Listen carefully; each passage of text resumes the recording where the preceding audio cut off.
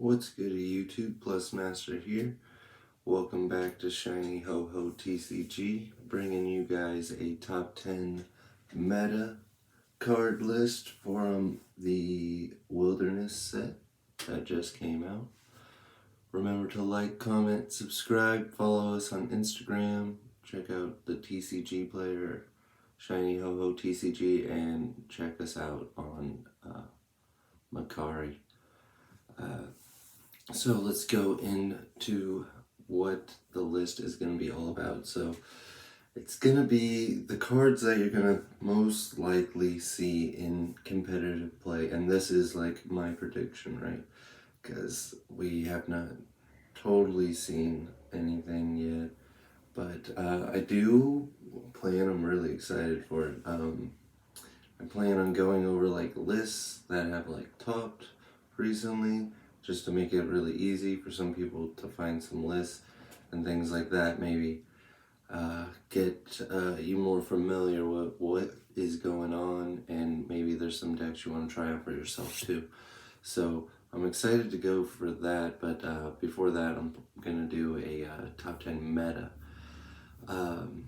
list for like meta decks. So that's what brings me to this whole point right here, is because this list, there's not going to be like some cards in this list that you'll see in the meta, but I didn't put them in this list because I feel like that it is more like a deck that you're going to see in the meta. So I'm saving those for when I do the deck list of the meta.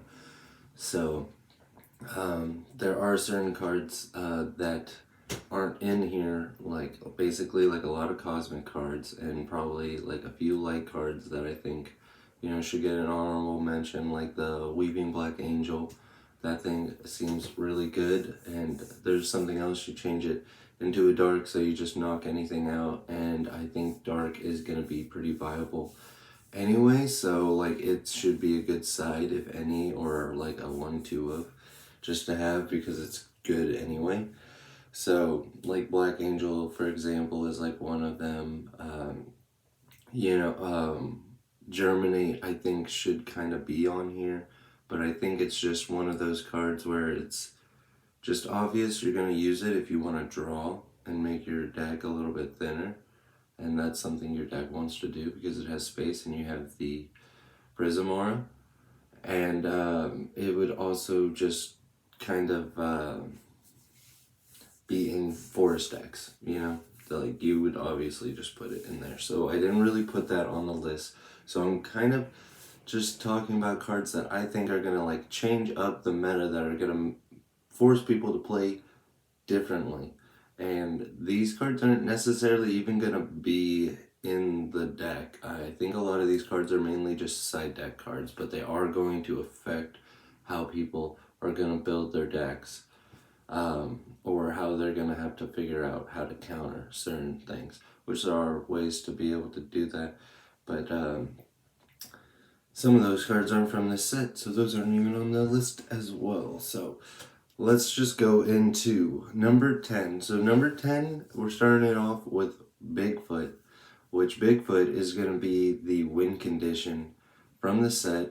That's why he's on here. I think it is something that people are going to want to try out, and you're going to want to have to consider playing against, because if they get too many of their Sasquatch beasties out, you're going to just lose as soon as they drop that, and they can search out the Bigfoot whenever they want with those chibi Bigfoots, and they can thin out the deck, searching out chibi Bigfoot, go grab my 2 Bigfoots, drop one, and then you can like lightning in a bottle, use that to help you drop the other one, or you can go vice versa, because the other one helps cost 1 less when you drop it.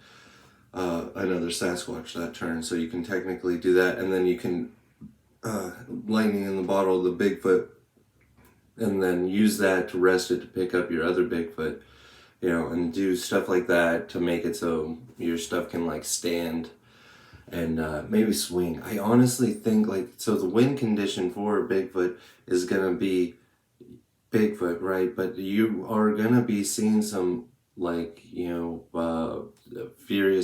there's like gameplay going on with this Sasquatch deck, it's gonna just, if you let it get out of hand, it is just gonna come at you and just, keep swinging.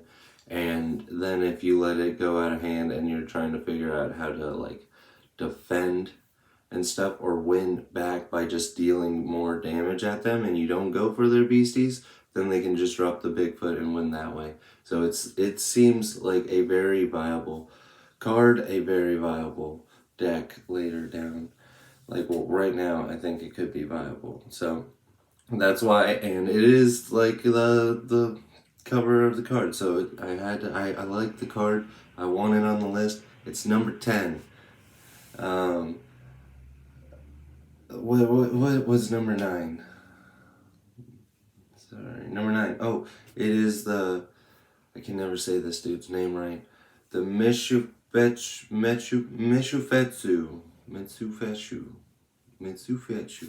Which, this guy, I think he's a super good card. He's just like higher up on the list because not everyone's going to be playing it.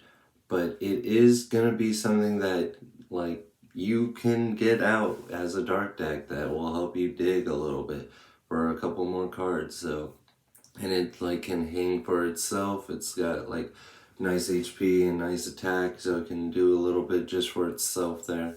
And it gets you some cards to help you, maybe get some of your counter cards or your lightning in the bottles or some other pieces that you need in these dark water decks. And it also is going to be good in water. So I think it's just a super solid card, and it can technically be played in whatever, but it's not the best idea right now. There's not enough utility for it, but the draw engine in it is a beautiful thing to have.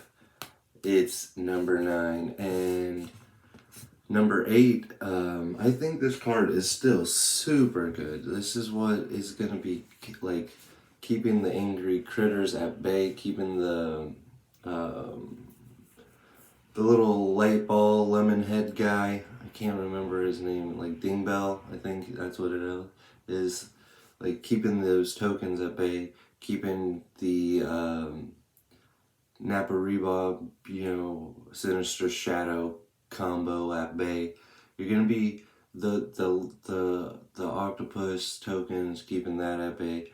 You're gonna be keeping it all at bay. You're gonna be able to like maintain like and shut down certain decks, and I think it just is still a great card to be able to have and pick up.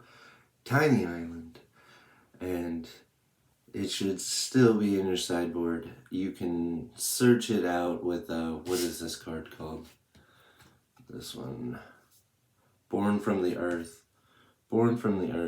So you're also going to be deck thinning, and you can be shutting down some of their plays a little bit. They can remove it, but will they sideboard that? We don't know.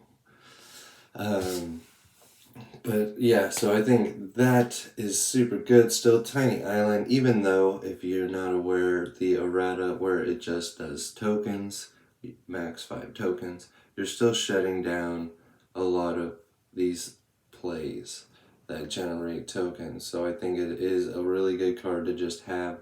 It's going to make it so a lot of these decks are going to, people actually, are going to consider maybe not playing that deck if it's going to get shut down like that, or it has a chance of getting shut down.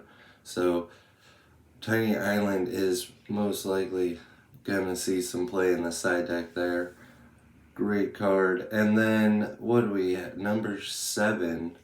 So number 7 and number 6 are kind of like they can be vice versa. We'll just have to see how it goes. But number 7 I have as Kindling Spark Root, which I think is just an amazing card because it's going to just open up the lightning and fire deck builds. So, and when you think about it, like fire is able to deal a lot of these damage to the beasties, be able to take beasties out, and then lightning is also able to just, really kind of swing at you and then also like hinder you with like paralyze, and then they hit for good numbers. They're fast and stuff like that, and then the lightning bolt can deal some damage as well.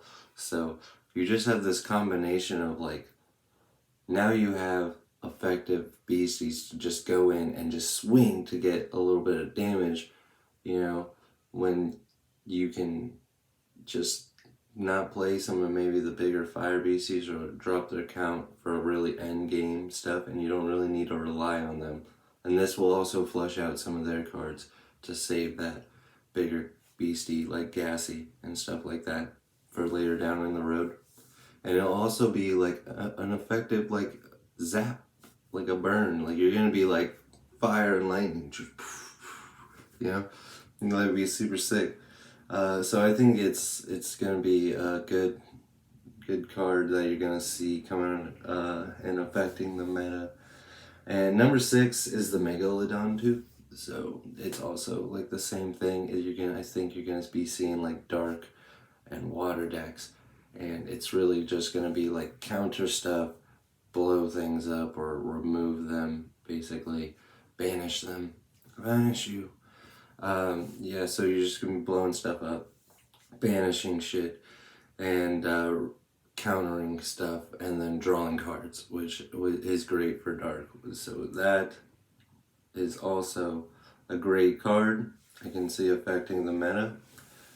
At number 6, Megalodon II.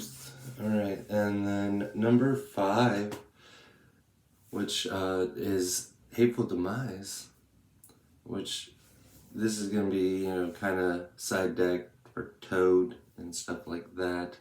Or Frog, Frog. And I think it's just a good card in general, and I'm interested in doing like a Spirit Dark deck and just dropping this thing's cost down to like 1 or free and just killing stuff like that. So we'll see how that turns out.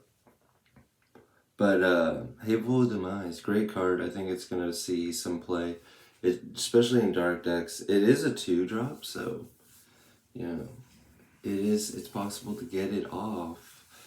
You just you need, maybe we'll see some side deck Blood Rubies, which is just like another sick thing, like in Metazoo, where you just have the side deck. So you just have this ability to like smoke screen and kind of switch up your deck in between games, and just, if they get familiar, you can just switch it up. So you're playing dark, you go dark water, or vice versa, stuff like that. You just switch it up. You like certain matchups, I can see the Kindle Spark Root coming in, and you really just need to get like their smaller beasties off the board, so you throw in some fireballs and Kindle Flame Roots, and you throw in your Prismors, which we'll get to it, obviously. So then, just Hateful Demise, great card. It can be splashed. I'm pretty sure if you want to, you could. Let's see. Another reason to play dark though. Number 4, and this is Seafood Barbecue. So I have the notes here, because there's actually like semi-questions I have for this, but either way the card is just too good. So Seafood Barbecue, you can have 5, and it's a fire aura type. So it's just another great card, and it's 3 flame and 1 neutral. Destroy target beastie, fish, crab, or octopus, then, so there's a period, right? Period at the end of octopus, and then it says, then, comma, you recover 50 life points, period. Or search your spellbook for a flame spell or place it into your chapter. So either way, this thing is good, right? Like, if you need to search something, I don't know if you want to search something for 4. So that's why I'm like, I hope that's not the or. I hope it's recover 50 life or search out a flame page. spell, right? That would be sick if it is that, right? But if you can just pop something, you just sideboard this, or, you know, yeah, I would just sideboard it, honestly. If Frog is still relevant, you can play one or two in the deck and, you know, sideboard some more later. But I think it's just sideboard if someone decides to play, you know, Frog, or plays some sort of fish water variant. You just drop this on them, you can gain 50, yeah. But if it is, drop this, pop something, and then search out another spell, you can, that'd be so sick. Because then technically you can chain pop stuff, right? Because you search something else and you, yeah, it doesn't say you can't search this card, which this is a spell. So you could even search another one of these, pop another thing if you have the aura cost for it. So that's really cool. I think Seafood Barbecue is definitely going to change up some things in the meta. So we like, that's also that just people have to play these fire decks, right? To be able to force people to not really consider Frog anymore. So we'll just have to see what happens. Number 3, Fountain of Youth, which I think is just going to be a beast in itself, right? And any kind of light deck, I think you're going to just get, like, you know, a nice ride. You're playing light, you drop this, and it doesn't get answered. You're going to have a good time. Light has a lot of good options, so I think Fountain of Youth is a great card, number 3 here. And this in itself, I think, is going to make it so you might want to splash light in some decks besides dark, because you can't play light, which actually has me have the question, like, and I haven't got a chance to really ask anyone, but with the Adam Ackler, like, can you even choose him to be a light beastie if you've already done a